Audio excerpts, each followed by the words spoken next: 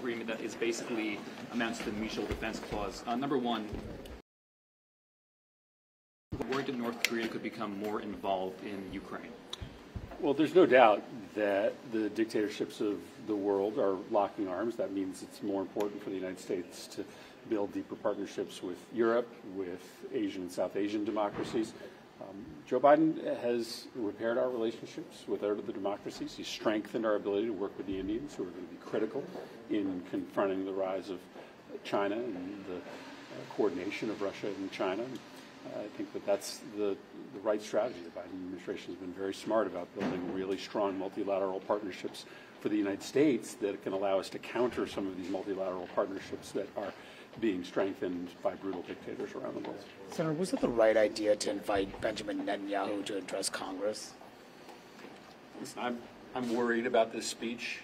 I don't know that it's going to deepen the U.S.-Israel partnership. I worry that it's simply going to be an exercise in Netanyahu's attempt to try to further entrench and consolidate his own political power. I haven't decided whether I'm going to go or not. Obviously, the video he released the other day suggests that he's coming to the United States to pick a fight, not to try to heal wounds.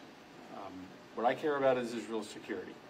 I don't really care about Benjamin Netanyahu's political fortunes.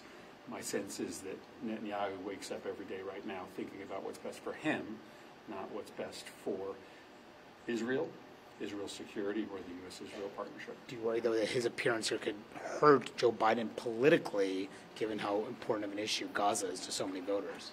I worry that Netanyahu's visit could hurt the U.S.-Israel relationship and ultimately hurt Israel's security in the region. Chairman Turner today is giving a speech on these Russian space nukes and the concern about that. Do you think that information should be declassified so the American people can understand more about the potential threat? I don't have anything to say about that. I don't know the details of Congressman Turner's speech. Senator, the legislation to ban bump stocks was obviously blocked on the floor on Tuesday. Are there going to be any more efforts to try and ban bump stocks? I mean, I'm willing to pursue any path to try to get these bump stocks banned. This is absolutely outrageous that we are back to allowing machine gun technology to be in the hands of civilians. We saw what happens when a madman has access to a bump stock in Las Vegas. The reason that 58 people died and 500 people were injured is because this guy had a machine gun. And I don't know why we can't come to some bipartisan consensus around banning machine guns. Republicans worked with us in 2022 to pass common sense gun legislation. Right now, they are signaling that they want to go back to their old ways of standing with the gun lobby. But if there's another path to get bump stocks done, I'm open to it. I'm not interested in scoring political points. I think this is really terrible for Republicans to go into this election being for machine guns.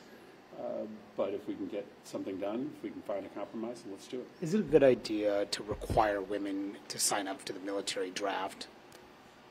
Well, I think that's a really important issue that the Senate will continue to work through. Obviously, we haven't had a draft in 50 years, so it's not necessarily a terribly operative question. There are probably much